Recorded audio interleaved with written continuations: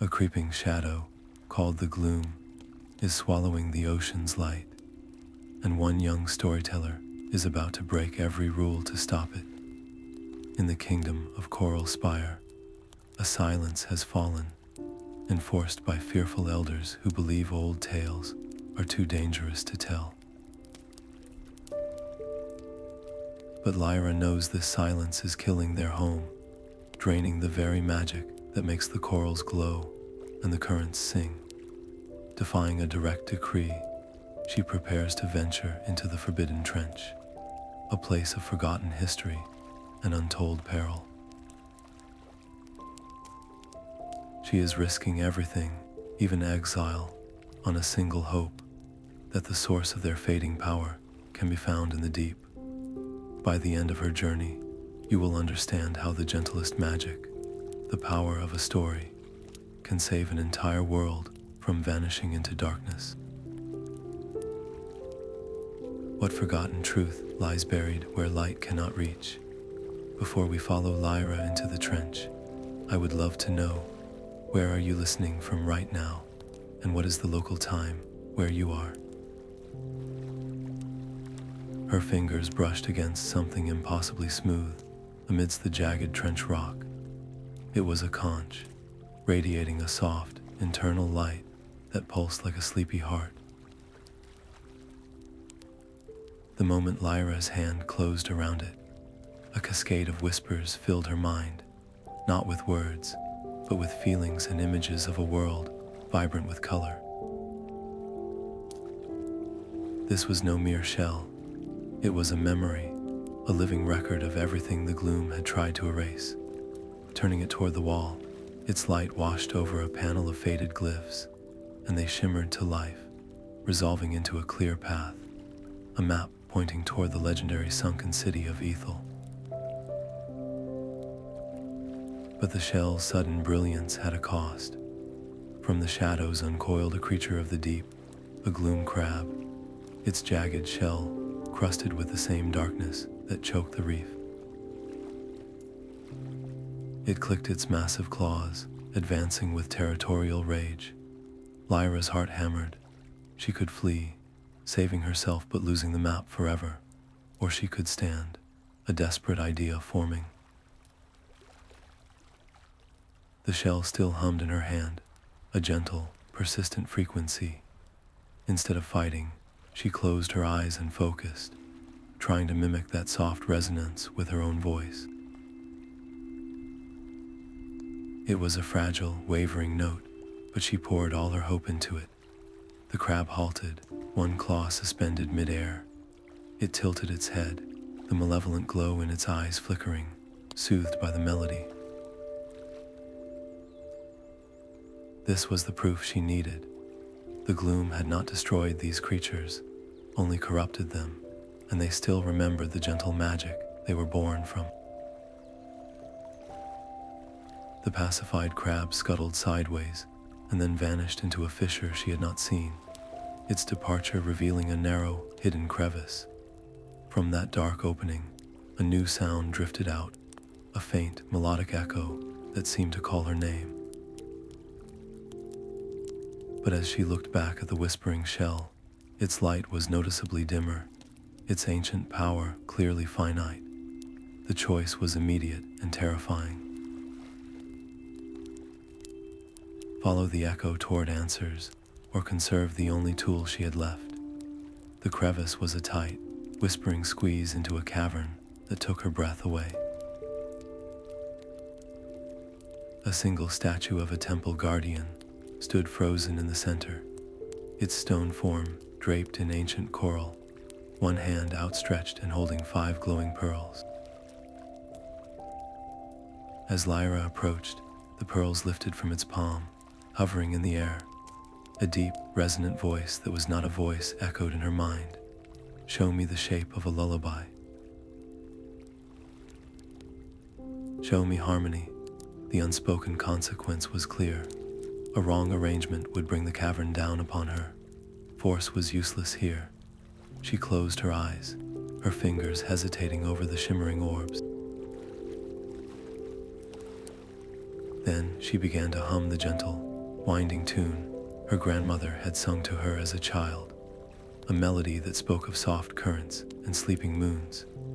Her hands moved almost on their own, guided by the music's flow, placing one pearl after another in a soft, spiraling sequence. As the final pearl clicked into place, the statue shuddered. Stone grated against stone as it lowered its outstretched hand, and then bowed its great head in a gesture of deep respect. You remember the old songs, child, but the path ahead judges not your cleverness, but your heart. The guardian's head tilted, its stone finger pointing toward a new archway that opened onto a forest of towering, bioluminescent fungi. Beyond it, the shadows did not just lie still, they seemed to twist and turn, as if listening. The forest floor was a soft carpet of moss that sighed with every step. All around her, towering fungi pulsed with a gentle, rainbow light, but the true magic was in the leaves. A brush of her fingertips against a silver-veined fern released a cascade of laughter from a long-ago celebration. A glowing petal cupped in her palm let her feel the warmth of a stranger's selfless act, a memory of a small creature being rescued from a net. These were not mere recordings. They were echoes of the ocean's soul, moments of pure kindness preserved in bioluminescence. Lyra carefully gathered a few of these radiant leaves, and as she did, the whispering shell at her hip flared with a stronger, steadier light, nourished by the collective warmth. Yet the forest did not only hold joy. Her hand accidentally closed around a thorny vine, and a different echo flooded her senses. It was the memory of another storyteller from an age long past, his voice faltering as he stood before a gathering of elders. She felt his crushing despair, the moment his hope shattered and his story died unsung. The failure was so palpable, so familiar, that it stole the breath from her lungs. What made her think she could succeed where he had not? This doubt became the forest's weapon. The path behind her vanished, replaced by the cozy glow of her own home in Coral Spire. She could see her grandmother waiting for her, could almost feel the familiar embrace. The illusion was perfect, a sanctuary of love and safety where the gloom did not exist. It promised an end to her loneliness and fear. To stay would be so easy, to live inside a beautiful memory forever. But Lyra knew that to accept this comfort was to surrender. With a cry that was part sorrow and part defiance, she turned her back on the glowing vision of her family and pushed forward into the cold, dark reality of the trench. The forest of memories released her with a sound like 1,000 soft sighs, its luring light fading instantly. Her resolve was hardened, forged in the refusal of an easy lie, but the oppressive gloom around her seemed to congeal, thickening like ink in water, as if it now recognized her as a true threat. The path sloped sharply downward, leading her into a cavern where the very air grew cold and perfectly, unnaturally still. The air in the cavern was cold, and each breath tasted of salt and sorrow. Above her, stalactites hung like stone tears, and from their tips fell slow, heavy drops that crystallized upon the mossy floor. This was the weeping grotto, and its grief was a physical thing. Lyra understood instinctively that these were not drops of water, but the solidified sorrow of every story that had been forgotten, every tale that had died unsung. With a trembling hand, she caught a few of the falling crystals in a small, empty vial from her pouch. The moment the crystalline tears touched the whispering shell at her hip, a violent vision seized her. She was no longer in the cavern. She saw the last Ocean King, not as a mighty ruler, but as a weary guardian, his heart breaking as he made a choice of unimaginable sacrifice to contain the first stirrings of the gloom. She felt his profound loneliness, the weight of a duty that demanded everything. The emotional torrent was a riptide, pulling her under, and her own energy bled away into the crushing sadness. The light from her gathered memories and the shell flickered dangerously. From the edges of the grotto, tendrils of the gloom, attracted by her distress, began to creep across the floor like insidious black vines. To fight this sorrow was to be consumed by it. To run was to let it define her. Lyra made a choice that felt like tearing her own heart in two. Instead of resisting the king's grief, she opened herself to it. She let the loneliness and the sacrifice wash through her, and from her lips rose a soft, wordless lament, a melody that honored the pain instead of fleeing from it. As her song wove through the grotto, a miracle unfolded. The crystallized sorrow in her vial shimmered, its hard edges softening, the oppressive grief transformed, becoming a profound, cleansing empathy. The dark crystals melted into a pearlescent dew that glowed with a soft, steady light. The advancing tendrils of gloom recoiled from this purified emotion, withering back into the shadows. The effort left her drained, her hope feeling thin and brittle. She had transformed a place of tears, but the cost was a deep thirst for light, for a reminder of joy. The newly purified dew in her vial pulsed gently, and as she held it aloft, its light reflected off the cavern walls, revealing a narrow fissure she had missed. From within, she heard the clear, fresh sound of flowing water and felt a gentle hum that resonated not in her ears, but in her very bones, a sensation of something ancient and deeply patient, waiting to be found. The fissure opened into a chamber where the air itself seemed to shimmer. At its heart, a small spring bubbled up from the rock, its water not clear, but shimmering with a liquid, silvery light. This was the Spring of Whispers. Its gentle hum was a call Lyra felt in her soul, a promise of connection. Her thirst was overwhelming. Cupping her hands, she drank. The effect was instantaneous and dizzying. A cascade of thoughts that were not her own flooded into her mind. It was not language, but pure feeling, a symphony of simple joys and immediate fears from the small, hidden life all around her. Then, one thread of thought stood out, sharp and piercing, a keening cry of pure panic. A lost dolphin calf, separated from its pod, was circling in a dark tunnel nearby, its tiny heart hammering with terror. Through the spring's magic, Lyra sent back a wave of calm, a mental image of a guiding light. The calf's fear softened into tentative curiosity, and it turned, swimming toward her. Following its psychic signature, she found the small creature, its eyes wide. The calf nudged her gently, projecting an image of a hidden current, a safer path through the trench's maze. But the connection was a two-way stream.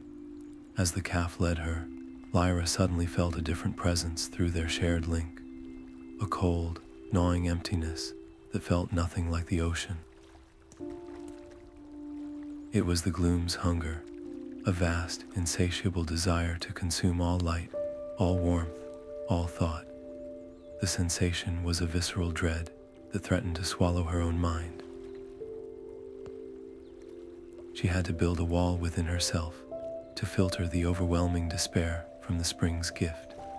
Closing her eyes, Lyra focused every ounce of her will on a single, gentle thought. the memory of her grandmother's hand on her brow.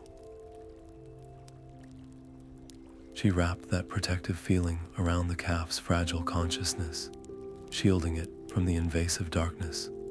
Her own mind became the sanctuary the little one needed. The calf trilled with relief, its trust now absolute, and it guided her swiftly away from the spreading chill. This act of protection did not go unnoticed. In pushing back against the gloom's influence, she had declared herself. The emptiness now had a focus, a specific mind to silence. From the abyssal blackness behind them, new shapes began to move, larger and more deliberate than the scattered creatures she had encountered before. The dolphin calf, sensing the rising threat, gave her one last, urgent nudge toward a colossal wall of stone. Set within it was a grand archway, its surface covered in a dense, star-like algae that glowed with a soft, constant light. And there, in the center of the arch, stood an immense door, seamless and utterly silent, as if it had been waiting for an eternity. The door was not stone, but a single, colossal pearl, its surface swirling with a soft, milky luminescence. It was the gate of harmony, and it offered no lock, no handle, only a profound, waiting silence. Lyra knew instinctively that force was useless. This door would only yield to a song of true unity. She took a deep breath and began to sing the pure, clear melody the guardian had honored. Her voice, strong and hopeful, filled the chamber, but the pearl door absorbed the sound without a tremor, its surface remaining impassive and closed. Her solitary song was not enough. Desperation clawed at her as she realized the truth. This was not a test for one voice, but for many. She turned to the dolphin calf, still hovering nervously nearby, and then to a large, ancient turtle that had emerged from the shadows, its wise eyes observing her. Through gestures and the empathetic connection from the spring, she conveyed her need, a simple melody they could share. The calf whistled a high, looping counterpoint, while the turtle added a deep, resonant hum that vibrated through the water itself. Together, they created a fragile, three-part harmony. It was then the gloom struck back. From the dark water behind them, a school of sleek, shadowy eels shot forward. They did not attack with teeth, but with sound, emitting harsh, grating screeches that sliced through the beautiful melody, shattering its cohesion. The pearl door groaned, its light flickering erratically as the discord assaulted it. Lyra's first instinct was to fight, to shout the eels down, but that would only add to the chaos. Instead, she made a choice born of pure intuition. She stopped resisting their noise and began to weave it. She altered her song into a roundelay, a looping, resilient form that absorbed the eels' disruptive screeches, bending their harsh sounds into a new, complex rhythm. The dolphin and the turtle, trusting her completely, adapted their parts, their voices strengthening to support this new, unexpected arrangement. Their unified song, now inclusive of the very conflict meant to stop them, swelled into something powerful and whole. A deep, resonant chime echoed through the water as the colossal pearl door began to dissolve from the center outward, not swinging open, but simply vanishing into light. But their victory had a cost. The eel's final, furious shriek of discord had destabilized the chamber. As Lyra swam through the opening, a shower of rock collapsed behind her, sealing the gateway and trapping her friends outside with the hostile creatures. She was through, but she was alone. Before her stretched an immense hall, so vast its ceiling was lost in shadow. Dotted across that infinite blackness were countless points of light, like dormant stars, waiting for a reason to wake. The vast hall swallowed her in a silence deeper than any she had known. Beneath her feet, the floor was a mosaic of countless constellations, their star patterns carved with exquisite care, yet each one felt hollow, incomplete. At the heart of every celestial design was an empty socket, a void where a central gem should have pulsed with light. The dormant stars above seemed to wait, holding their breath for these patterns to wake. Lyra understood this was not a map of the sky, but of the ocean's soul, and it was her burden to make it whole again. With a trembling hand, she took the vial of purified tears from the weeping Grotto. As she poured a single, glowing drop into the socket of the first constellation, the liquid light did not spill, but settled like a captured star. Instantly, the carved lines of the Dolphin constellation blazed with a soft blue radiance. A corresponding point of light far above flickered, then burned steadily. A wave of warmth pushed against the oppressive gloom. She worked quickly, placing the radiant leaves from the forest of memories into other empty sockets. With each offering, another constellation ignited, another star awoke. The hall began to hum with a low, gathering power, the light coalescing into a shimmering shield against the darkness. But the gloom was not idle. It fought back not with monsters, but with a chilling, pervasive breath. A cold wind swept through the hall, and the newly lit constellations began to dim, their light fading as quickly as she could restore it. It was a desperate race, her hope against its endless hunger. She was losing. In a moment of pure instinct, she pressed the whispering shell against the heart of the brightest constellation. She poured her will into it, a silent plea for strength. The shell flared, its light magnifying 100-fold, washing over the hall in a brilliant, defiant wave. For a glorious moment, every restored constellation shone with the intensity of a newborn sun, and the gloom recoiled, but the victory was fleeting. A sharp, sickening crack echoed in the stillness. A jagged line split the shell's surface from top to bottom, and the brilliant light it emitted guttered, becoming a faint, dying flicker. The gentle hum of its voice faded to a whisper and then to silence. Half the hall now glowed with steady, determined light, holding the darkness at bay. The activated constellations shifted, their beams of radiance converging like the spokes of a wheel, all focusing on a simple stone pedestal at the far end of the hall she had not seen before. There, bathed in the collective light of the stars she had saved, lay the still, silent form of the last Ocean King. The form on the pedestal was not a fallen king, but a silent knight, its stone body locked in an enchanted sleep. One gauntleted hand rested protectively over a softly pulsing gem, the Heartstone of the ocean itself. Lyra could feel its faint, rhythmic beat, a fragile counterpoint to the encroaching stillness. Waking this sentinel was the final test, and the answer came to her with sudden clarity. It would not respond to a command or a plea, but only to a selfless act. Her gaze fell upon a hairline fracture in the knight's stone shoulder, a wound from some ancient conflict. Without hesitation, she uncorked her vial, her last precious drop of the purified empathy dew, and let it fall onto the crack.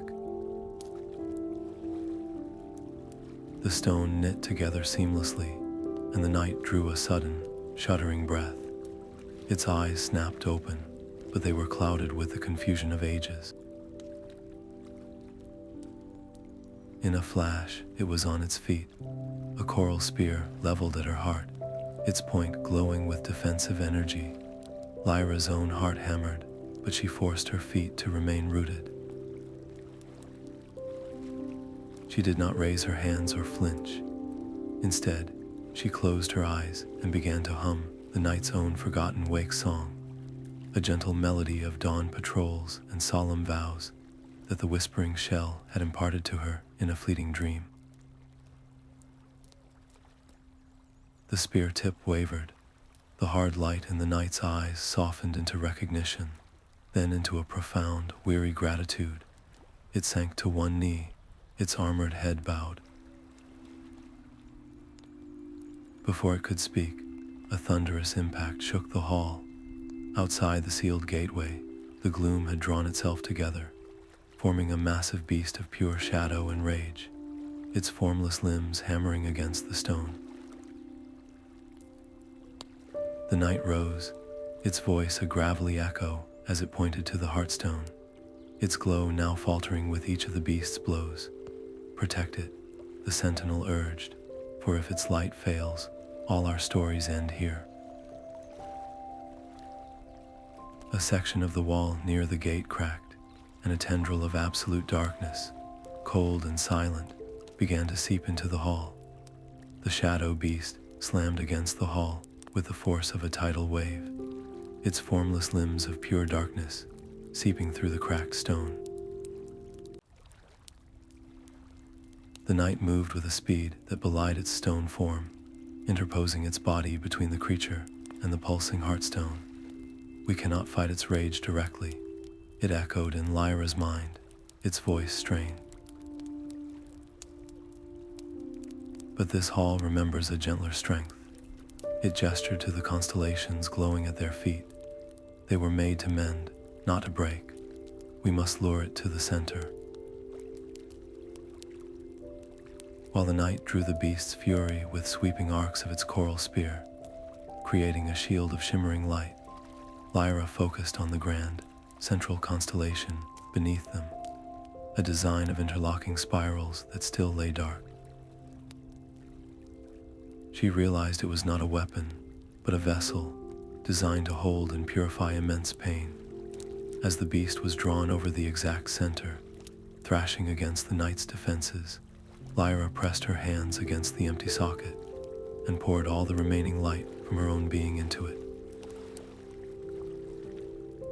The spiral erupted in a blaze of white fire, and threads of pure radiance shot upward, weaving a net of light around the shadowy form. The beast roared in a silence that was more terrible than any sound, its darkness straining against the glowing bonds. Each thrash sent cracks spider webbing across the floor, and the Heartstone on its pedestal flickered wildly, its rhythm faltering. The light was not enough. The threads began to fray, and a claw of nothingness stretched toward the stone. In that final, desperate moment, Lyra's hand closed around the fractured whispering shell at her hip. It was her last link to the past, the voice of a forgotten world. Without a second thought, she placed the broken shell into the heart of the constellation. A final, glorious pulse of memory and song flared from it, a symphony of all the gentle magic it had ever held. The light net solidified into a prison of solidified harmony, and the beast collapsed within it, contained at last. A profound quiet fell. The shell was gone, its last echo fading into the stillness. Their immediate victory was absolute, but the cost was a deep, resonant silence in Lyra's soul. The gloom's oppressive weight was imprisoned, not destroyed, and she could feel its lingering chill still leaching the vitality from the water around them. The armored knight stood beside her, its own light dimmed from the effort. It turned and led her to the stone pedestal. There, the Heartstone pulsed, but its light was faint and irregular, like a heart struggling to beat. The knight placed a stony hand over its own chest, and then pointed to Lyra. The prison holds, but the source is weak. It has slept for ages, waiting for a new voice to remind it how to sing. The fate of every story now rests on what you say next. Her fingertips met the cool, smooth surface of the Heartstone, and a wave of profound despair washed over her. It was not the aggressive hunger of the gloom, but a deep, weary sorrow, the feeling of a world that had forgotten how to hope. A single, silent plea echoed in her soul. It needed to hear a story, not of great battles, but of simple courage and unconditional kindness. Lyra took a steadying breath and began to speak, her voice a fragile thread in the vast hall. She spoke of her journey into the trench, but the moment the words left her lips, the gloom's residue, that chilling emptiness still clinging to the air, seized them. It twisted her description of the dark crevice into a tale of paralyzing terror, and her memory of the pacified crab became a narrative of narrow, desperate escape. Cold whispers of her own deepest fears echoed in her mind, the despair of the failed storyteller from the forest, the crushing loneliness of the weeping grotto. Each one tried to sour a memory, to paint her actions as foolish and doomed. Her voice faltered, the light in the Heartstone flickering in response. This was a battle for the truth of her own experience. She closed her eyes, blocking out the insidious whispers, and made a conscious choice. She turned her mind away from the fear and toward the help she had received. She focused on the dolphin calf, its trust a gift in the darkness, and wove its playful counterpoint into her tale. She remembered the ancient turtle's resonant hum, a foundation of support when she was most vulnerable. She spoke of the night's awakening, not as a victory she had won, but as a partnership forged in mutual need. With each honest recollection of friendship and aid, her voice gained a new conviction. The stone beneath her fingers warmed, its faint pulse growing stronger and more rhythmic, casting a steadier glow through the hall, but the effort was immense. Purging the doubt from every syllable was a weight on her spirit, and her physical strength began to fail her. Her words came slower, her voice growing rough and hoarse as she pushed toward the end of her story. She was pouring the very last of her energy into this final act of remembrance. Just as her voice threatened to crack into silence, a heavy, stony hand settled on her shoulder. A wave of ancient strength, patient and enduring, flowed into her. It was the night, lending its timeless vitality to her voice, its silent presence a bulwark against the fading whispers of the gloom. Their shared resolve filled the chamber, and Lyra's final words rang out, clear and true, a testament to the gentle magic that had guided her all along. Her final words wove the night's ancient vigil and the dolphin's trusting song into a single, unbroken thread of unity. She did not tell a story of one hero, but of a chorus of voices across time, all choosing to stand against the silence. As she spoke of their shared strength, the Heartstone drank in her words. Its faint, struggling pulse began to quicken, its light swelling from a dim ember into a brilliant, gentle sun. A wave of pure, resonant magic burst from the stone, not as a force that shattered, but as a warmth that washed through the hall. The last clinging residues of the gloom dissolved like mist under a morning sky, and the oppressive chill was replaced by a profound, humming peace. But channeling this final surge came at a cost. Lyra felt the last of her own vitality flowing out with her breath, her voice thinning to a whisper as she gave the very last of herself to complete the tale. Her vision darkened at the edges, and she trusted completely that the magic she had awakened would catch her if she fell. For a terrifying moment, there was only silence and the sensation of fading away. Then the magic answered her trust. A rush of life, warm and vibrant, poured back into her, reviving her senses and mending her exhaustion. At her feet, the fractured whispering shell, which had given its last to save them, shimmered. The deep crack sealing its voice melted away, and the shell glowed once more, whole and humming with a quiet, renewed song. Yet high above, in the kingdom of Coral Spire, the world remained hushed and dim, its people still living under a blanket of fearful silence, completely unaware that their world had just been saved. The armored knight, its stone form now gleaming with reflected starlight, placed a hand on her shoulder and pointed upward. The restored constellations on the hall's floor now blazed with a clear, guiding light, their beams converging to illuminate a path that led unmistakably back toward the surface. "I will see you home," its voice echoed gently in her mind, a solemn vow. The way is lit, but the most important story has yet to be told. They surfaced into a silence thicker than the deep. Coral Spire was a ghost of itself, its grand arches and spiraling towers muted and gray, its people huddled in shadowed alcoves with eyes full of a weary fear.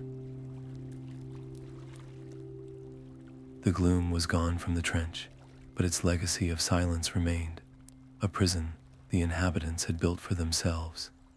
As Lyra and the armored knight rose into the central square, a collective gasp rippled through the watching merfolk, followed by a wave of fearful murmurs. She had returned from the forbidden place, and she had brought a giant of living stone with her. The elders emerged from the great hall, their faces stern masks of apprehension. "You have trespassed where we forbade," one of them declared, his voice trembling not with anger, but with a deep-seated terror. "You have disturbed ancient slumbers and risked bringing ruin upon us all." Lyra did not argue. Instead, she simply opened her hand. Resting on her palm was a small, radiant shard she had carefully taken from the Heartstone, a piece of the ocean's own pulse. It glowed with a soft, steady light that pushed back the shadows around them, a silent, undeniable testament to a magic they had believed was lost forever. But light alone was not enough to break a lifetime of fear. The head elder shook his head, his gaze fixed on the night. "You offer a pretty trinket, but that creature proves the depths are angry. You have woken what should have slept. We will not listen to these dangerous tales." Despair clawed at Lyra. She had the proof in her hand, but their hearts were sealed shut. Words had failed, so she turned to the one language that had never failed her, the one that had opened the pearl door and awakened the night. She closed her eyes, and from her lips rose the night's own wake song, the gentle melody of dawn patrols and solemn vows. The effect was immediate. A single coral polyp on a nearby arch, which had been dull as dust, flickered, then another and another. A wave of soft, bioluminescent light cascaded up the spiraling towers, across the sprawling plazas, until the entire city of Coral Spire was awash in a gentle, rainbow radiance. It was a sight none of them had seen in generations. The fearful murmurs ceased. The stern lines on the elders' faces softened into wonder, then into a dawning, profound shame. They had been so wrong. The light was not a threat, but a forgotten promise, and it had answered a song. Yet as the people began to tentatively smile and reach for the glowing corals, the armored knight lifted its head, its stone senses peering into the surrounding waters. "The victory is real, but the work is not complete. Its voice echoed for all to hear. The silence is broken, but the echo of the gloom lingers at the edges of your light, waiting for a story to be forgotten once more. It then turned and placed a heavy hand on Lyra's shoulder. This one did not fight the darkness with a spear, but with a lullaby. She has carried the ocean's heartbeat back to you. By the old laws, I name her the Keeper of Tales. As one, the people of Coral Spire turned to Lyra, their faces illuminated by the restored coral and filled with a desperate, hopeful curiosity. They gathered around her, children and adults alike, and for the first time in ages, they settled in to hear a bedtime story. Her voice, still a little rough from the deep, began to weave the tale of the whispering shell. As she spoke, the Heartstone shard in her hand pulsed, and gentle, glowing images bloomed in the water above the crowd, painting the darkness of the trench with soft light and the crab's quiet pacification. A collective sigh of wonder went through the people as they saw their own forgotten history come alive before them. But Lyra did not just tell her story. She told the story of the dolphin's trust and the turtle's steadfast hum. She told the night's story of lonely vigilance. With each shared memory, the corals around them seemed to burn brighter, their colors deepening, and a palpable warmth pushed against the lingering chill in the water. The magic was not just returning, it was growing stronger with every listener's gasp, with every shared smile. One by one, others found the courage to speak. An elderly merman shared a half-remembered lullaby his own grandfather had sung, and as he hummed the tune, new patterns of light swirled alongside Lyra's. A young child whispered a story about a friendly octopus, and the image of the creature playing with a pearl shimmered into existence. The city was becoming a living tapestry of their collective soul. Not everyone welcomed the change. A small group of elders, their faces etched with the deep lines of old fear, watched from the edges. One finally spoke, his voice cutting through the harmony. "This is reckless. You fill their heads with dangerous fantasies. What if the light attracts something worse?" The joyful atmosphere faltered, but before Lyra could answer, a little girl with wide eyes pointed at the doubter and said, "But your voice is so sad. Can your story help the light grow too?" The simple, honest question hung in the water, disarming the man's anger and leaving only his visible unease. Lyra felt the opportunity. She swam toward the elder, her hand open, the Heartstone shard glowing softly. "Do not fear your own story," she said gently. "Your caution is part of our history too. Tell us why you were so afraid. Tell us so we can understand, and so that fear can finally rest." Hesitantly, the elder began to speak of a time when a story had indeed drawn a predator, a memory of loss that had shaped generations of silence. As he shared his burden, his fear transformed from a hidden poison into a shared lesson. The protective glow around the city did not weaken, it solidified, becoming a visible dome of shimmering, interwoven light that repelled the last vestiges of the gloom from their home.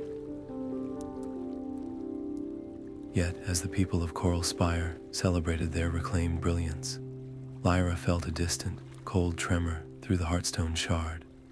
Far below, in the lightless trenches where no stories reached, the defeated gloom was not gone. It was coiling, gathering its strength in the absolute silence, waiting for their vigilance to wane. The magic here was safe, for now, but it was an island in a vast, dark sea. Looking out at the glowing, hopeful faces, Lyra understood that a single kingdom's stories, no matter how beautiful, were not enough. True safety, true healing for the ocean, would require carrying this gentle magic to every forgotten corner, to every silenced kingdom waiting in the dark. The Heartstone's warmth was a fragile beacon in a still dark ocean. Lyra knew their restored light in Coral Spire would not last if shadow clung to the kingdoms nearby. With the armored knights' council, she crafted a plan as gentle as the magic they served. She called upon her oldest allies, the swift dolphins and the patient turtles, and entrusted them with precious cargo. Each messenger carried a tiny, glowing shard of the Heartstone, carefully set within a mother-of-pearl locket, and a copy of the first tales she had restored, stories of trust and unity sung onto whispering sea fans. The messengers fanned out into the deep currents, their paths lit by the hopeful light they carried. Weeks passed in a quiet hum of anticipation. Then, the first dolphin returned, its clicks and whistles weaving a tale of triumph. The merfolk of the kelp forests, who lived in towering, emerald groves, had listened with open hearts. They had taken the Heartstone shard and placed it in their central grove, and as they shared the stories aloud, their entire forest had erupted in a symphony of light, the long dormant kelp blades glowing with a brilliant, golden radiance. Their success was a validation, a proof that the magic could indeed spread, but the ancient turtle returned with a different story. It had journeyed to the vast, open expanse of the Abyssal plains, a kingdom of burrowers and cautious, deep-dwelling creatures who valued silence and security above all else. Their chieftains, the burrowers, had refused the gift. They saw the glowing shard not as hope, but as a dangerous lure, a beacon that could attract predators to their exposed homes. They had not even allowed the tales to be spoken, fearing the very sound of a story. The turtle reported a palpable chill there, a creeping stagnation that felt all too familiar. The gloom, denied the light of a new story, was beginning to fester in their fear, a dark patch on the ocean floor that threatened to grow and spread its influence back toward their own newly lit shores. The armored knight advised patience, to fortify their own light and wait for the plains to see their error. But Lyra felt the cold tremor through her own Heartstone shard, a persistent pull from the abyssal deep. Waiting was a luxury they could not afford. Every moment the plains remained in silence was a moment the gloom grew stronger, fed by their refusal.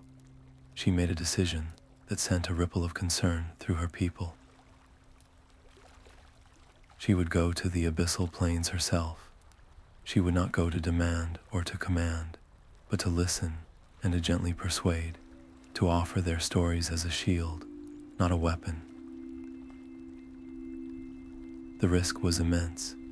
If she failed, if her presence only hardened their fears, the resulting surge of darkness could be catastrophic, a gloom reinforced by rejection that might eclipse all they had rebuilt.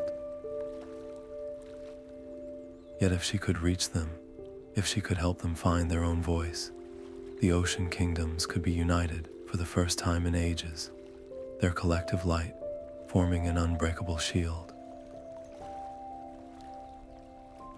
Before she left, she asked the kelp forest messengers to share with her their strongest tale, a story of a small creature defending its home with incredible bravery. She gathered this new story, along with the others, letting them settle in her heart like stones in a foundation. Their collective courage would have to be her guide into the vast, silent dark. The water grew heavy and still as Lyra descended into the abyss. The abyssal plains stretched before her, an endless, featureless expanse of gray silt where no coral grew and no fish darted. The only light came from the faint, cautious glimmers of creatures hiding within burrows and crevices. Their luminescence quickly shuddered at the slightest disturbance. It was a kingdom of held breath. Her own Heartstone shard felt like a shout in this crushing silence, its gentle pulse an unwelcome intrusion.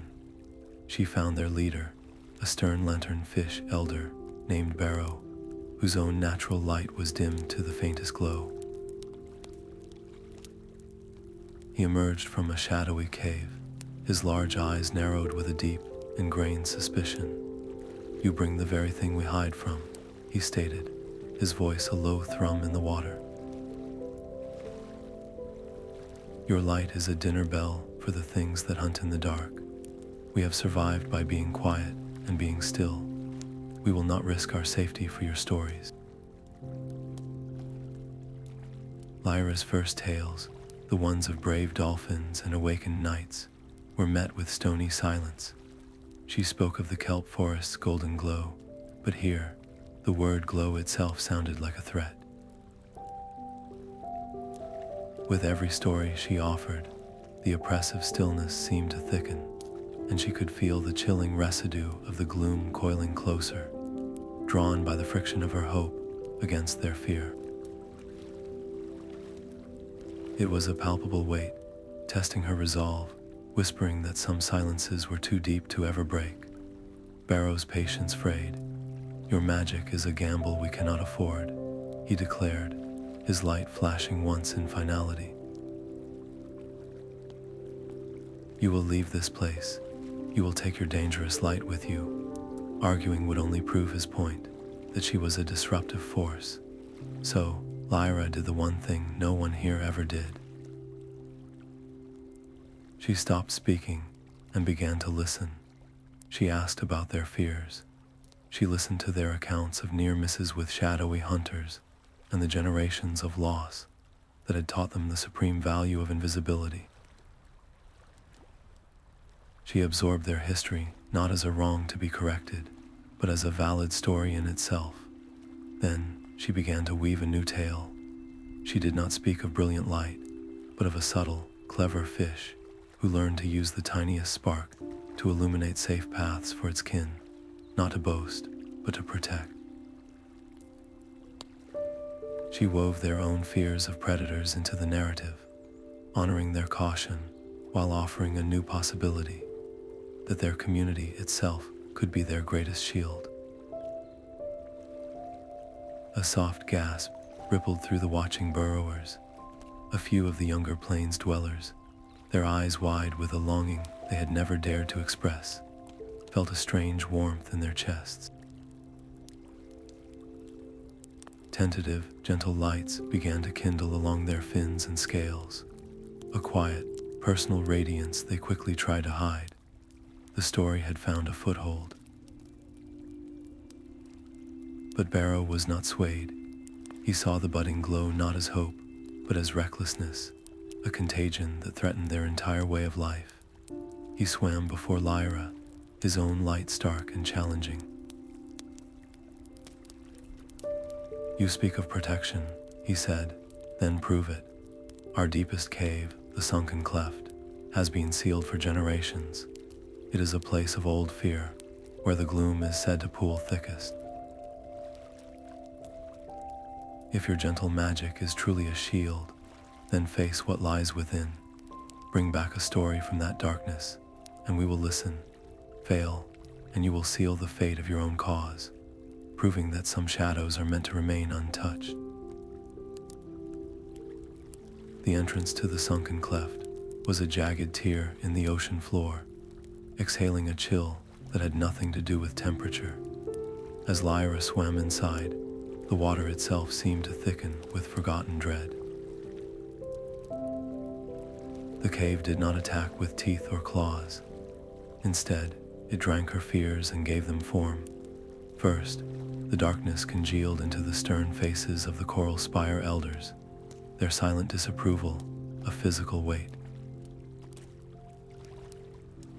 Then she saw the fractured whispering shell, its light dying forever, and felt the crushing despair of the weeping grotto as if it were fresh. Each failure, every moment of doubt she had ever felt, played out before her in a suffocating loop. The gloom was not a beast here, but a mirror, reflecting her own deepest insecurities and trying to convince her they were the only truth. Fighting these phantoms was impossible, for they were made of her own spirit. To struggle would only give them more power, so she did the only thing left. She stopped resisting and began to listen. She let the illusion of the Elder's judgment wash over her, and within it, she sensed their own buried fear of being wrong. She let the memory of the broken shell ache, and within that ache, she remembered the strength it had given her to save everyone. She understood then that these fears were not enemies to be defeated, but chapters in her own story, heavy with lessons she needed to carry.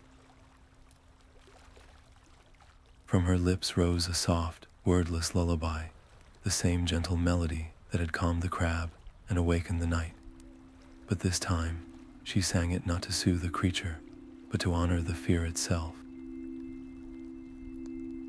She sang to the illusion of failure, thanking it for teaching her resilience. She sang to the image of the elders, acknowledging the weight of their caution. As her voice wove through the cavern, the terrifying visions began to soften and shift. The elders' stern faces melted into expressions of concern, then into a shared, weary sadness. The memory of the broken shell transformed into a vision of it whole and humming once more. The cave was not erasing her fears, but integrating them, turning sharp, paralyzing terror into a profound and gentle empathy. The oppressive cycle shattered. The cave's hold broke not with a roar, but with a sigh, and the chilling darkness receded to reveal the cavern's true walls, encrusted with the faint, fossilized lights of long-extinguished creatures. From the entrance, Barrow, the lantern-fish elder, had witnessed it all. He had seen her face every phantom without a weapon, and he had heard the lullaby that disarmed them. The deep suspicion in his eyes finally gave way to a glimmer of awe. He swam forward slowly, his own light no longer a challenge, but a tentative offering. He led her to a niche in the wall where a single, dormant crystal lay. "Our ancestors' first light," he said, his voice hushed. "We thought its time had passed." He placed the dull, gray shard in her hand. The moment it touched the pulsing Heartstone shard she carried, a new kind of magic bloomed. It was not the brilliant, defiant radiance of coral spire, but a deep, resonant glow, a light that held the memory of darkness within it and promised not to banish fear, but to stand guard against it. This combined light did not push the abyssal shadows away. It settled into them, creating pockets of safe, warm stillness in the endless gray. Their two lights merged not in a flash, but in a slow, deep pulse, like a second heartbeat being born in the silt. The abyssal crystal, now fused with the Heartstone shard, began to glow with a soft, resonant light that did not push the darkness away so much as convince it to recede. This new beacon pulsed with a gentle rhythm, a lullaby made visible, and its warmth spread across the plains in quiet waves. Where it touched, the gray silt began to shimmer with tiny, phosphorescent blooms, and the burrowers who had lived in fear for generations felt a long-frozen tension begin to melt from their bones. It was a healing, not a conquest, yet such a profound shift in the ocean's balance could not go unanswered. The sudden, gentle light acted like a flare in the abyssal dark, and from the furthest trenches, a school of gloom mantas descended. These were not creatures of flesh, but living shadows, their wide, silent forms trailing veils of nothingness that smothered light and sound. They did not attack the people, but swept toward the beacon itself, their passage casting long, chilling fingers across the newly awakened plains. Their goal was simple: to envelop the light and return this place to the silence it knew. Lyra's first instinct was to shield the beacon with her own body, but she knew that one voice could not stand against this chorus of shadows. Instead, she turned to Barrow and the other plains dwellers. She showed them how to hum, not a song of war, but the same steady, grounding note that held their new light together. "Your voices are part of this place," she urged. "Let them become its shield." Hesitantly at first, then with growing conviction, the burrowers joined her. Their deep, resonant hums rose from the silt, a vibration that strengthened the beacon's pulse, weaving a harmonic shield around it. The gloom mantas recoiled from the resonant sound, their shadowy forms fraying at the edges. But the assault was relentless. For every mantis that fell back, two more took its place, and the constant drain of sustaining the shield began to wear on the people. Their hums grew strained, their lights flickered with fatigue, and the protective dome of sound started to thin, allowing tendrils of chilling darkness to slip through. Just as Lyra felt her own hope beginning to waver, a new sound filtered down from the water above. It was a melody of rushing currents and rustling fronds, a chorus of strong, clear voices from the kelp forests. Their warriors had felt the disturbance through the shared Heartstone network and had come, not with spears, but with songs. They added their vibrant harmonies to the deep hum of the plains, their music reinforcing the shield and patching the tears with threads of golden light. Their combined song wove a shield of shimmering sound and light, a living barrier that pulsed with the shared heartbeat of three kingdoms. Across the ocean, similar networks ignited as other communities received their Heartstone shards and learned the old songs. The gloom was forced into a slow, steady retreat, its formless mass recoiling from the harmonic resonance, until it was compressed into a single, roiling vortex above the deepest, most lightless trench in the ocean. This victory, however, came with a profound revelation. The shields did not destroy the gloom, they simply repelled it, and the immense, constant effort required to maintain them revealed its true nature. The gloom was not a beast or a curse, it was a symptom. It fed on the emotional residue of stories that had been lost, growing fat on the loneliness and isolation that festered when a community forgot how to share its own heart. Maintaining the harmonic shields demanded a relentless outpouring of narrative. It was not enough to have told a story once. It had to be kept alive in the communal memory, retold and rekindled with fresh emotion. Some smaller, more isolated kingdoms began to falter under the strain. Their cultural libraries were smaller, their storytellers fewer, and Lyra could feel their sections of the shield flicker and thin as their people grew weary, their voices hoarse from the endless effort. The solution could not be a permanent burden on a chosen few. It had to be a cycle that renewed itself. So Lyra, with the council of all the keepers, established the Great Rotation, a perpetual festival that moved from kingdom to kingdom. Each cycle, a new community would become the heart of the ocean's storytelling, sharing its most cherished tales, its funniest anecdotes, and even its most sorrowful memories with all the others. This ensured no single voice grew tired, and more importantly, it guaranteed that no story, from any corner of the sea, would ever be completely forgotten again. The shared burden became a shared celebration. For a time, the ocean knew a peace deeper than any in living memory. The shields held firm, illuminated by an ever-changing tapestry of light and song. But the original Heartstone in the silent hall below, the source of it all, sent a final, sobering pulse through its network of shards. The message was clear. The shields are a magnificent defense, but they are not a cure. We have contained the sickness to its source, but we have not healed the wound. A permanent solution, a true mending, can only be found by journeying into the gloom's own heart. To silence it forever, we must understand why it began. This was a plea that could not be ignored.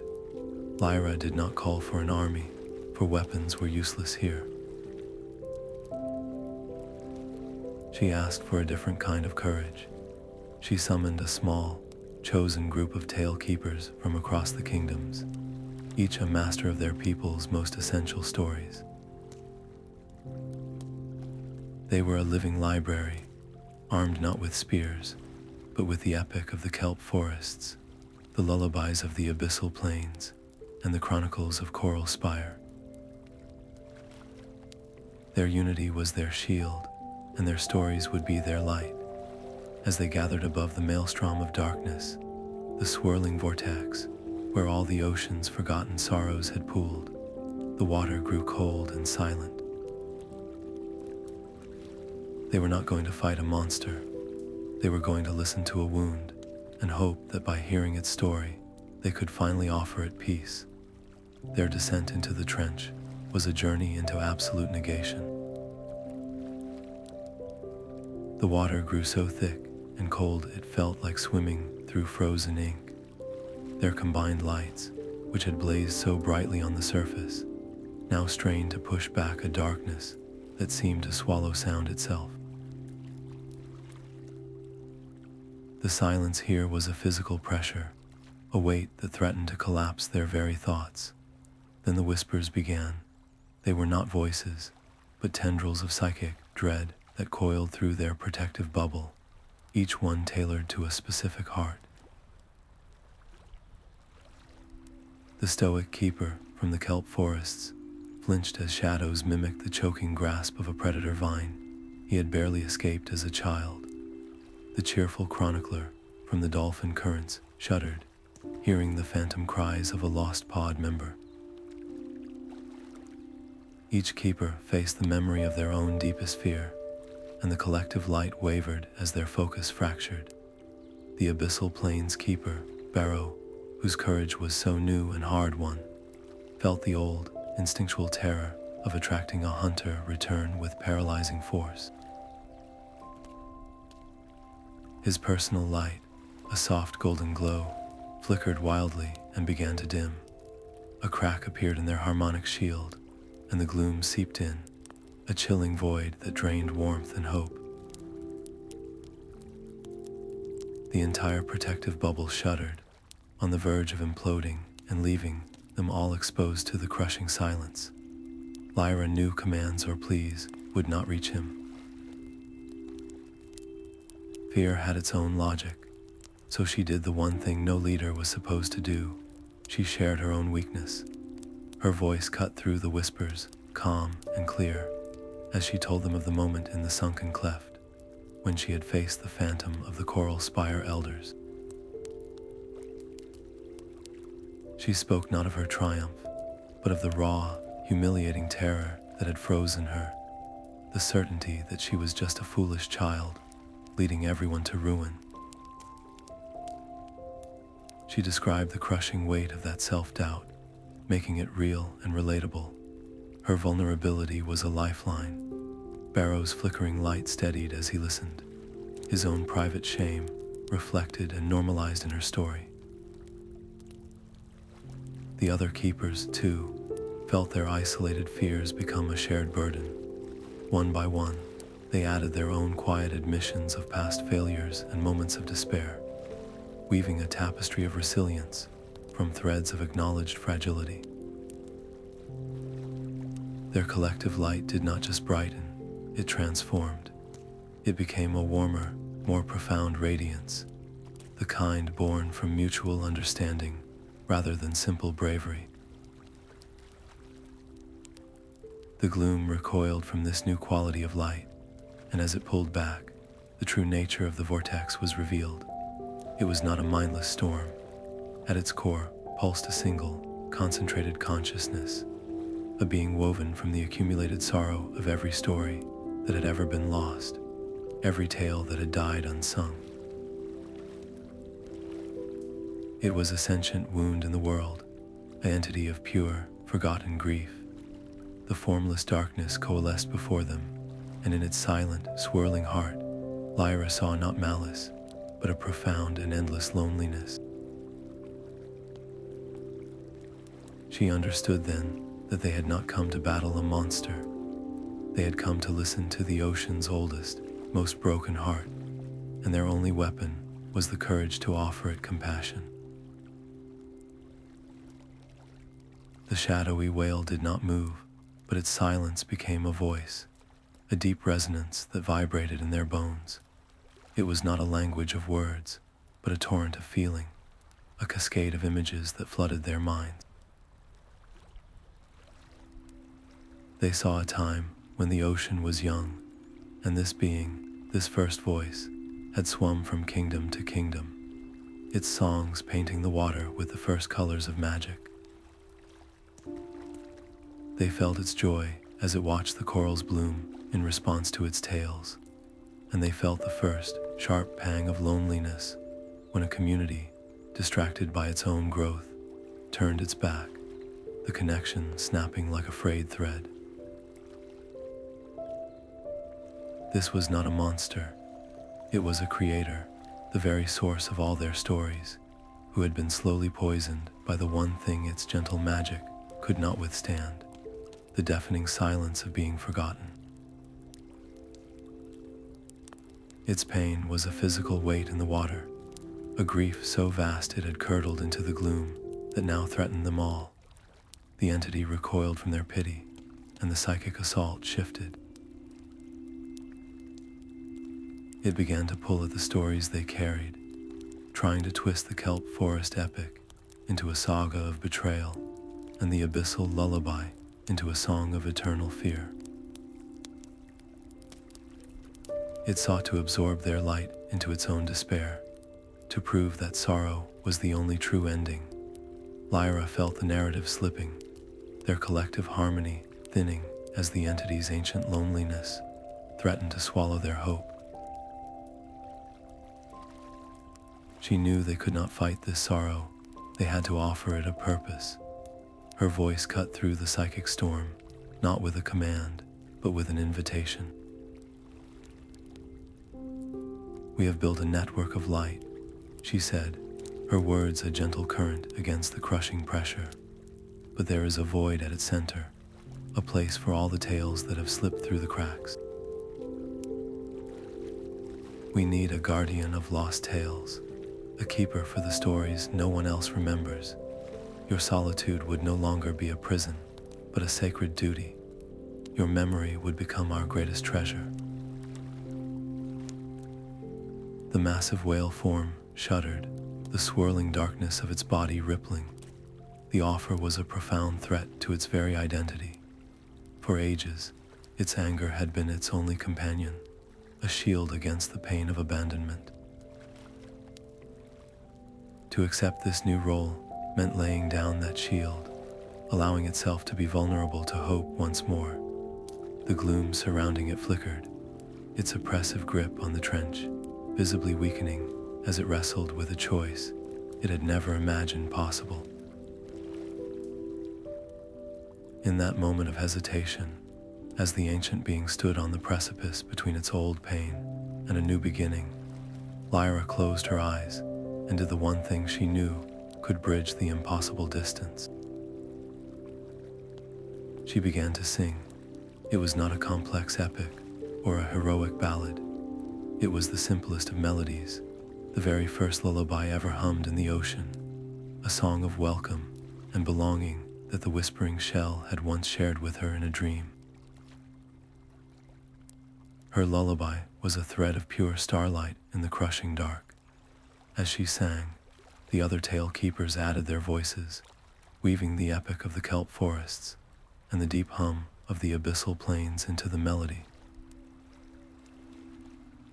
They were not singing at the entity, but for it, wrapping its ancient, wounded heart in a tapestry of shared memory. The gentle magic did not attack the gloom.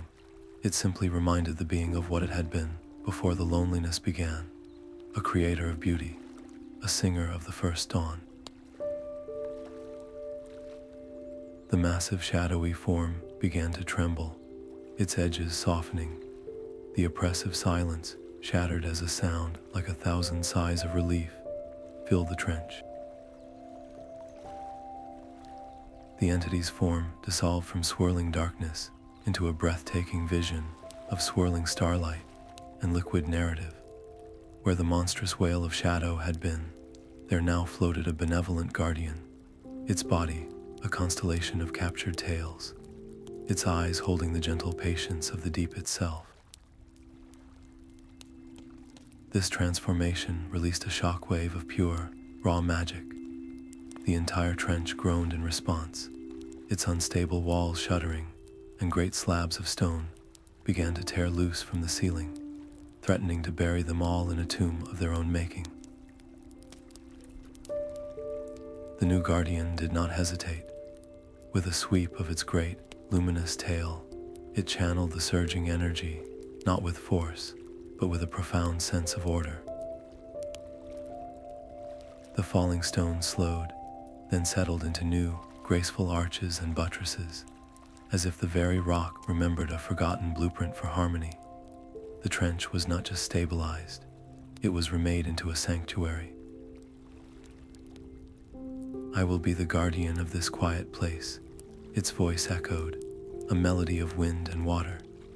"The stories that are lost will find a home here, and I will share them when the world is ready to listen." The ocean is now in balance, but this magic is a living thing. It must be nurtured with every breath, with every new story you tell. As Lyra and the keepers began their ascent, the water around them changed. The crushing pressure lifted, replaced by a buoyant, jubilant warmth. They rose into an ocean they barely recognized. Every creature, from the smallest shrimp to the great wandering leviathans, pulsed with a soft, internal light. The water itself shimmered with fleeting, beautiful images, the shared stories of every kingdom, flowing freely in the current. It was a world where no heart was truly silent, and no tale was ever completely forgotten. The new ocean shimmered with an unspoken agreement, a collective vow to never let the silence return. From this promise, the festival of renewal was born. The first gathering was held in the central, sunlit waters above the silent hall of the Heartstone. Every kingdom arrived in a breathtaking procession of light and song. The kelp forest merfolk wove intricate tapestries of living kelp that glowed with their golden histories. The abyssal plains burrowers arrived not as a timid group, but as a coordinated constellation, their deep, resonant hum a foundation for the higher melodies. Even the swift dolphins and ancient turtles contributed, their clicks and low rumbles adding texture to the symphony. At the center of it all, the tale keepers from every realm approached a designated space, and as they shared their most cherished stories, the waters themselves began to coalesce the collective light and sound. A sphere of pure, gentle magic took form, growing from a soft glimmer into a magnificent, pulsing orb that shone with the combined soul of the entire ocean. This was not a shield or a weapon, but a living archive of their unity, a beacon against the very concept of loneliness. Yet this profound harmony was almost fractured by a simple, human question. As the orb glowed with immense power, a debate sparked among the gathered leaders. The elder from Spire, humbled but still proud, argued that the kingdom, which had rediscovered the magic, should have its founding story featured first within the orb. The chieftain from the kelp forests countered gently, suggesting that the oldest surviving tale deserved the honor. The tension was subtle, a mere current of discord, but it was enough to make the great orb's light flicker uncertainly. The old ways of hierarchy and pride threatened to taint their new creation before it had even solidified. Lyra watched the debate, feeling the fragile trust begin to strain. She swam into the center of the gathering, her voice calm but carrying across the water. She proposed that the orb itself should decide, not based on age or prestige, but on the simple, beautiful principle of equality. Let it cycle through every story at random, she suggested, so that a child's first tale of a friendly fish has the same weight as a king's chronicle. Let the beacon remind us that every voice is essential.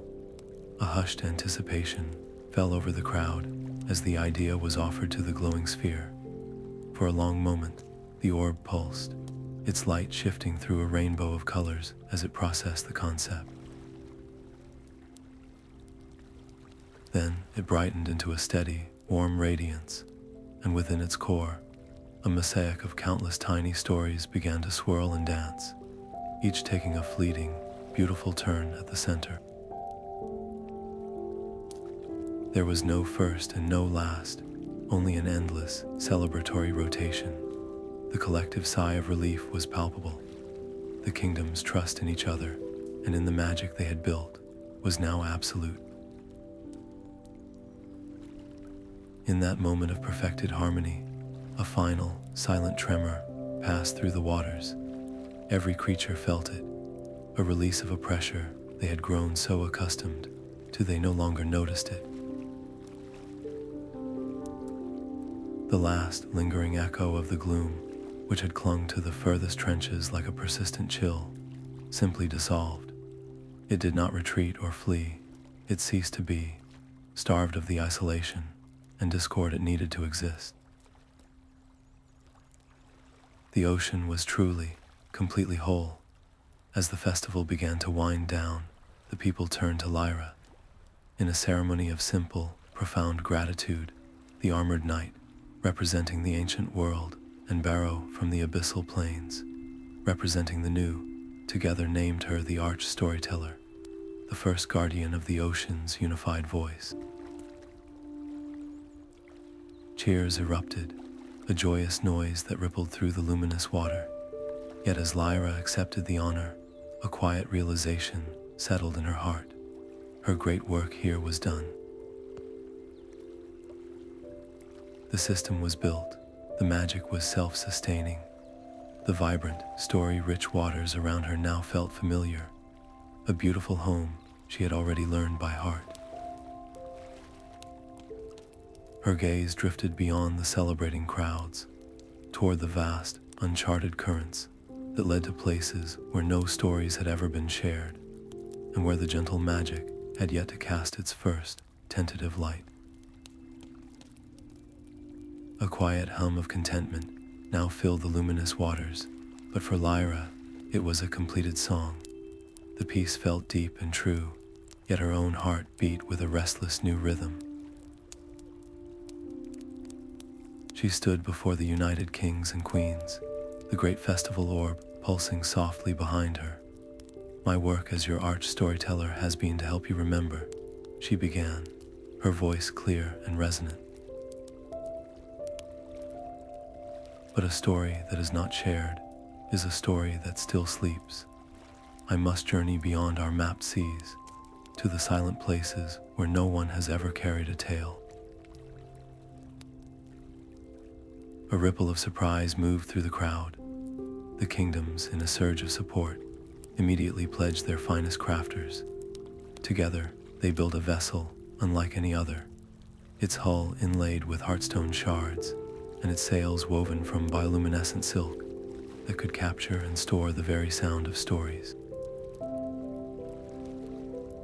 A crew was not hard to find, for dozens of young tale keepers, their eyes alight with the same fire that had once driven Lyra into the trench, volunteered to join her.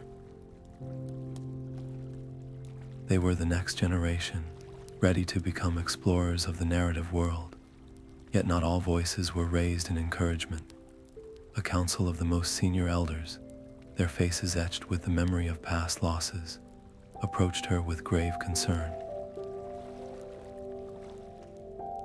"You have given us this miracle of light," one of them pleaded, his voice heavy with care. "To venture into the absolute unknown is to risk everything we have just rebuilt. What if you find not new stories, but a new kind of silence, one that even our magic cannot soften? Your presence here is a shield." Lyra listened, understanding the deep love and fear behind their words. She knew that her departure could not create a void, so she made a decision that would fortify her legacy. Before the next tide turned, she gathered the most promising tale keepers from every realm and founded the Storytellers Guild. This was not a single seat of power, but a living network, a rotating council that would ensure the Great Rotation continued and that no single voice, not even hers, would ever be seen as the only source of truth. Her journey would test the strength of the system she had created, forcing it to stand without its founder. On the eve of her departure, as the twin moons cast their silver paths upon the water, a profound presence gathered in the deep. The Starlight Guardian, the transformed heart of the Gloom, rose from the trench. It did not speak with words, but wrapped the ship and its crew in a vision, a tale woven from light. They saw the very first explorer, a lone seafarer from a time before kingdoms, setting out into the black with nothing but a hopeful heart and a song for company. The vision was not one of conquest, but of gentle offering, a reminder that every story begins with a single, courageous step into the unknown. The Guardian's form shimmered, and from the constellation of its heart, a single point of light descended. It was a new shell, smaller than the first, its surface swirling with the milky luminescence of a galaxy and pulsing with the steady, warm rhythm of the Heartstone itself. "This is not a memory of what was lost," the Guardian's voice echoed, a gentle tide in her mind. "It is a promise of what is yet to be found. Forged from my essence and the ocean's core, it will not break, for its purpose is to build." As Lyra's fingers closed around it, she understood its power immediately. It did not just hold stories, it wove them into light, preserving every nuance of emotion and song without draining the storyteller. It was a perfect vessel, a library, and a loom in one. Yet the first time she activated it, a vision of overwhelming scope flooded her senses. She felt not just the weight of every story ever told in her known world, but the vast, silent emptiness of the stories that had not yet been born in the uncharted seas. The responsibility was a crushing wave, the fear that she could never be enough to fill such an infinite canvas. For a moment, she was paralyzed by the sheer magnitude of the task. But then she looked at her crew, their faces alight with trust, and then back at the Guardian, whose own long loneliness had finally found purpose. She would not let this gift become a burden of pride. Her voice was soft but unshakable as she made her vow. "I will use this not to speak for the silent, but to help them find their own voices. This shell will be a bridge, connecting every heart through the stories they choose to share." The shell glowed brighter in her hand, as if sealing the pact, its immense power tempered and secured by the humility of her intent. With the new shell secured safely at her side, Lyra turned her ship toward the horizon. The sails of bioluminescent silk billowed, catching a fresh, unknown current as the first rays of the sun pierced the surface waters. Her crew raised a hopeful chanty, their voices mingling with the creak of the ship and the calls of curious fish, a single, brave melody venturing into the vast and waiting blue. The world beyond the mapped seas held a silence so profound it felt like a held breath. Lyra's ship, its sails shimmering with stored stories, drifted into waters where the very light seemed ancient and untouched. Below them, a forest of crystalline structures lay dormant, their facets dull and gray like unpolished stone. It was a reef, but one that seemed to be dreaming. On a whim, one of the young tale-keepers leaned over the rail and whispered a short, simple story about a lost starfish finding its way home. As the final word left her lips, a single spire of the reef flickered, then bloomed with a soft amber light. The entire structure began to hum, a low, resonant vibration that traveled through the ship's hull. The reef was not dead, it was listening, and it painted their stories in living color. This awakening was a signal. From within the newly glowing crystal groves, hundreds of tiny, luminous shapes emerged. They were seahorses, no larger than Lyra's hand, their bodies glowing with a soft, internal light that pulsed in time with their quick, fearful hearts. They huddled together, their large, dark eyes wide with a terror so deep it was a physical presence in the water.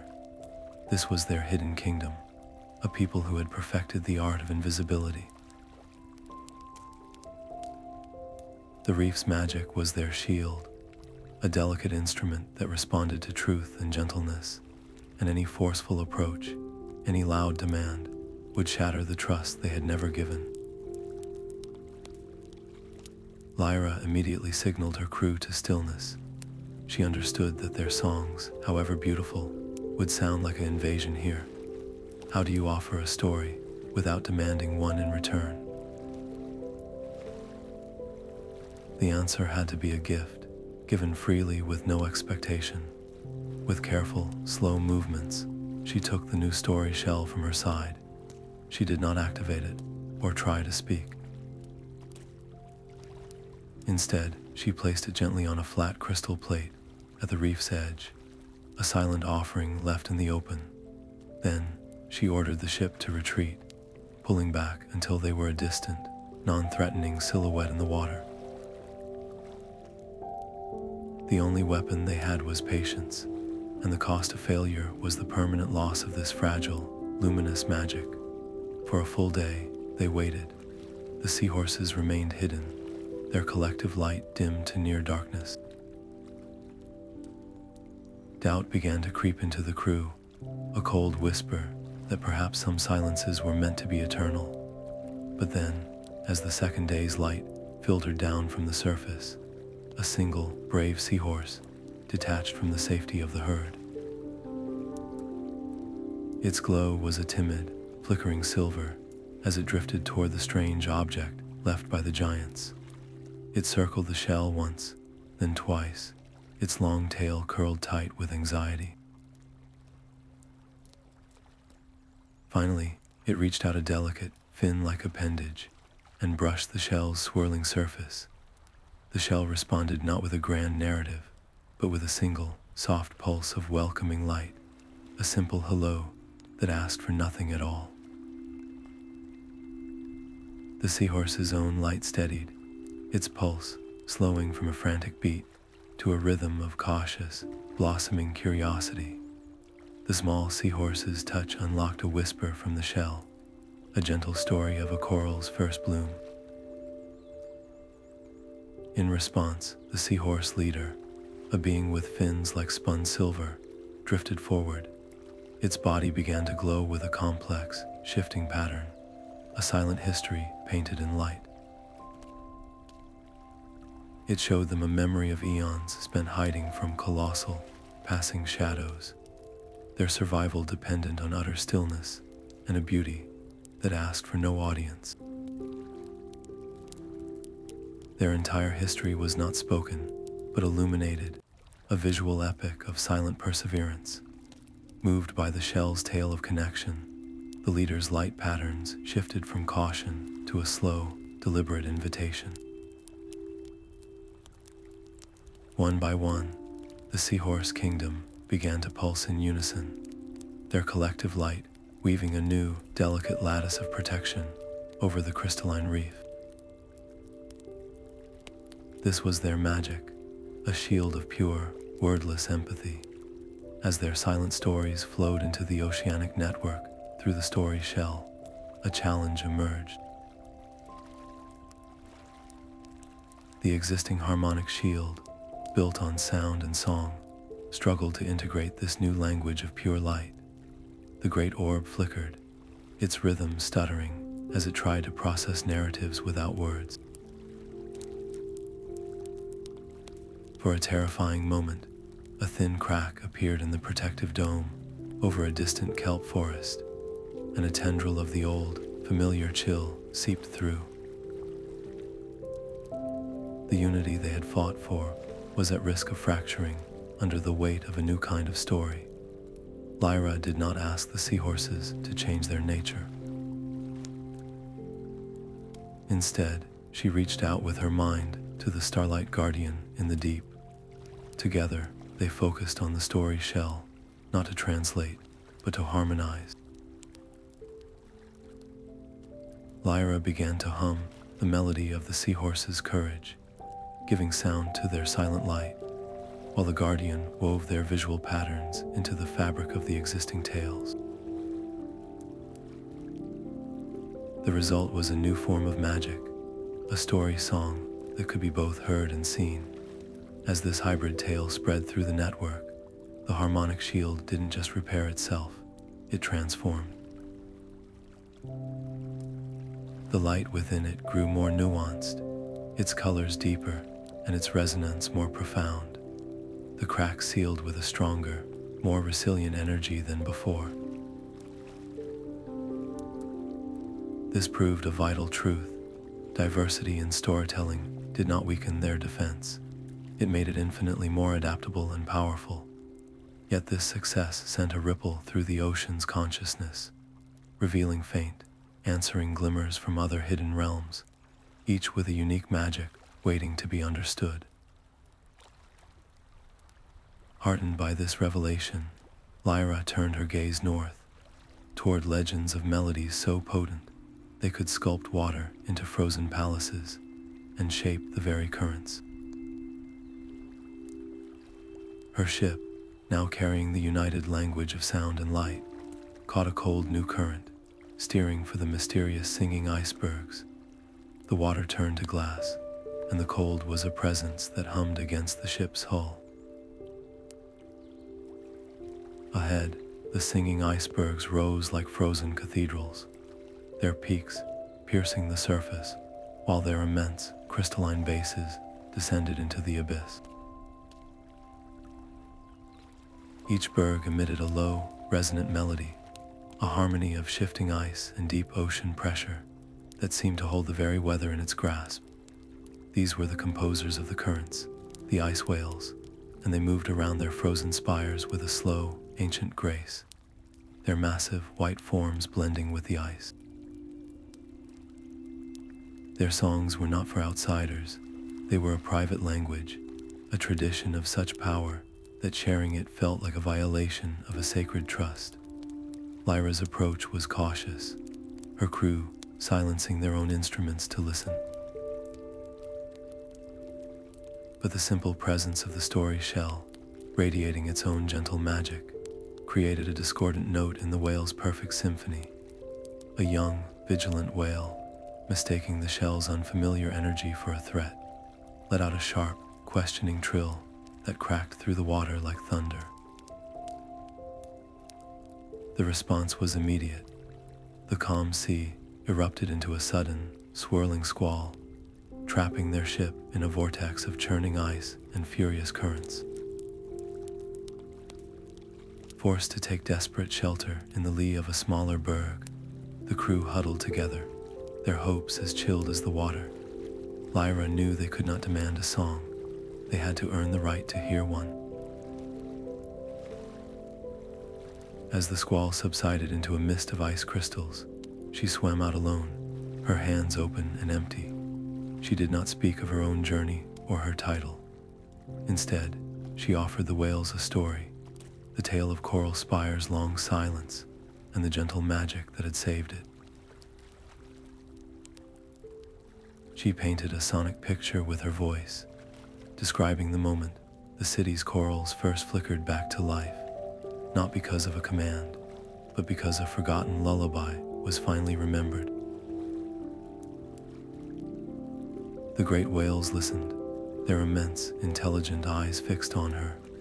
The idea that a story could be a shield, that shared magic could create a strength no solitary power could match, was a concept that challenged generations of isolation. The stakes were profound. To accept her tale was to consider weaving their ancient, private songs into the ocean's chorus, forever changing the nature of their art. After a silence that felt like an age, the eldest whale, a being of immense size with a scarred snout and eyes that held the memory of millennia, drifted forward. Its voice was the sound of continents shifting, a deep, patient rumble. You speak of a chorus, little keeper. Let us see if our voices can truly blend. It invited her not to listen, but to join. It began a slow, complex melody, the song of the first frost. Lyra, holding the story shell, answered with the melody of Coral Spire's dawn. Their voices wove together, the whale's profound bass and her own lighter, hopeful notes, intertwining in the frigid water. The result was not just a song, it was a phenomenon. Their duet painted the dark water above them with rippling veils of emerald and violet, a breathtaking, subaquatic aurora that danced between the icebergs. It was a new kind of magic, born from trust, and it promised that the oldest traditions could find new life without losing their soul.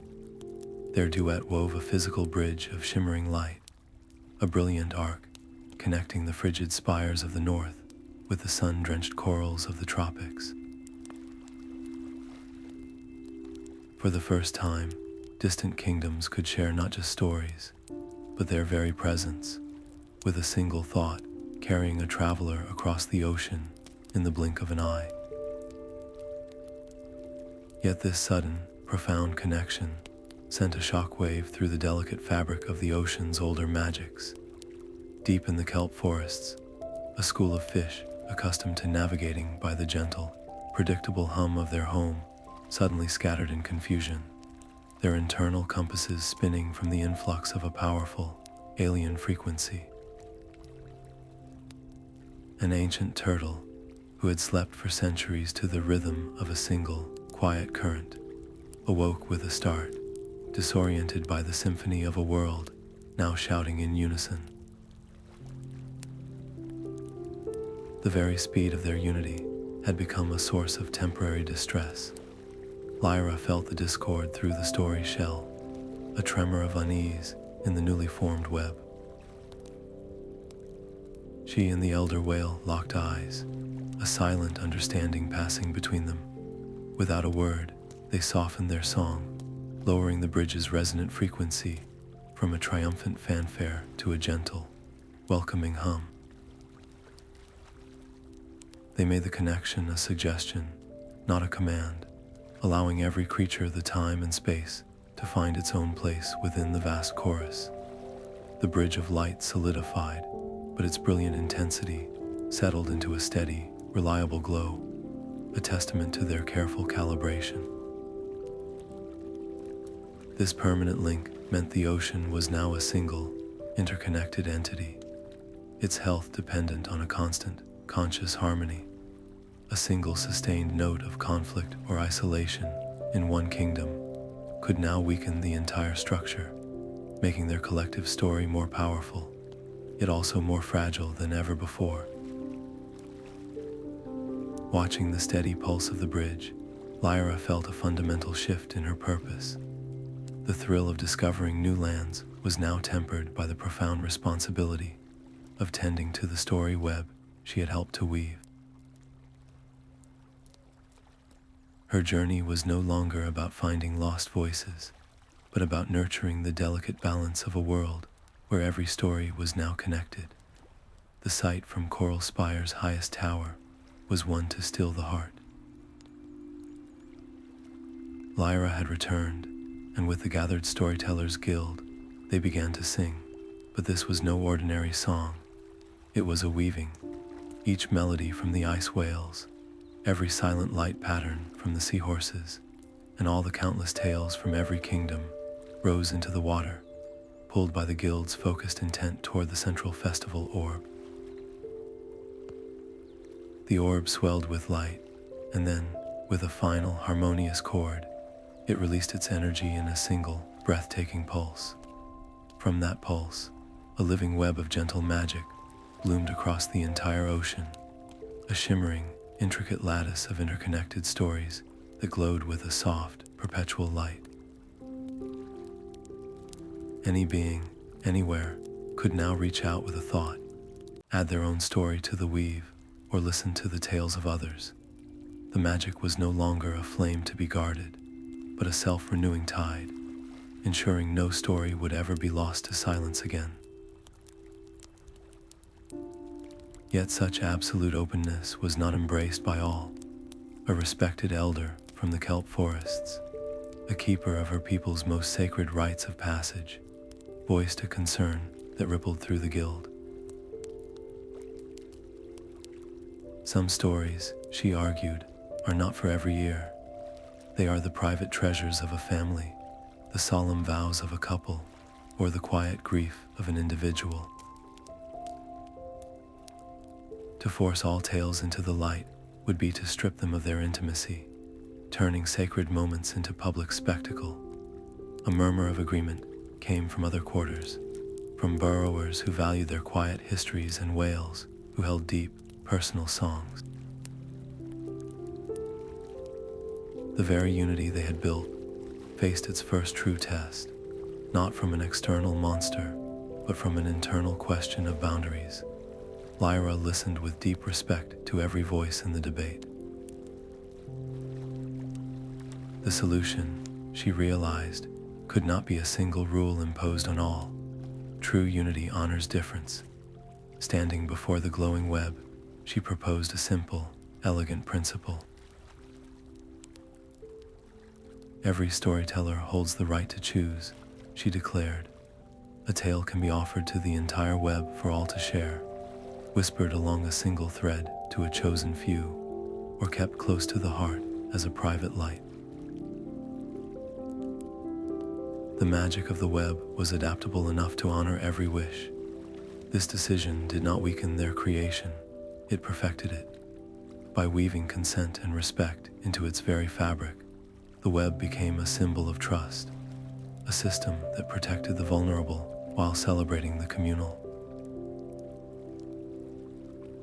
With this balance achieved, the ocean entered an era unlike any in its long history. The golden age of gentle magic was not a time of perfection, but of perpetual, beautiful exchange. The web hummed with the energy of a billion stories, each one strengthening the whole. Corals glowed with deeper hues, currents flowed with purposeful grace, and a profound, abiding peace settled over the kingdoms. It was a peace built not on the absence of conflict, but on the resilient, ever-renewing power of shared understanding. One evening, as the twin moons cast their silver paths upon the water, Lyra floated before the central nexus of the web, its gentle light playing across her face. The quiet hum of a million stories surrounded her, a symphony she had helped conduct. She thought of the fearful young storyteller who had first swum into the forbidden trench, armed with nothing but a desperate hope and a fragment of a song. That solitary voice had somehow become a chorus, and her personal quest had woven the very fabric of a new world. A low, dissonant hum began to pulse deep within the global story web, a frequency of ancient grief that resonated in the bones of every creature. It was the accumulated sorrow from the ocean's earliest days, a reservoir of pain from a time before stories, which the web's profound connection had inadvertently awakened. This was not an attack, but a rising tide, a raw emotional energy that threatened to overload the delicate threads of narrative, turning beautiful memories into sharp fragments of loss and unity, into echoes of isolation. The luminous web flickered, its colors bleeding into grays as a wave of primal sadness swept through the kingdoms. Lyra felt it as a physical ache, a weight of forgotten millennia pressing down on her spirit. To fight this sorrow with force would be to shatter the very web she had built. Her only path was to embrace it, to let this ancient grief flow through her and transform it using the only tool that could possibly contain it. A story woven from every act of courage and kindness the ocean had ever known. Closing her eyes, she placed her hands upon the central nexus. She did not summon a single tale, but all of them at once. The memory of the Dolphin calf's trust blended with the deep hum of the abyssal plains. The ice whale's song of frost intertwined with the seahorses' silent patterns of light. She drew upon the night's lonely vigil and Barrow's hard-won courage, weaving each thread into a living tapestry. She channeled the profound empathy from the weeping grotto and the resilient joy from the forest of memories, pouring every shade of emotion into a single, radiant narrative. This was not a story to be told, but to be lived. As the colossal wave of sorrow met her crafted tapestry, a miracle unfolded. The grief did not vanish or break. Instead, it was absorbed, each drop of ancient pain becoming a new thread in the fabric, deepening its colors and strengthening its weave.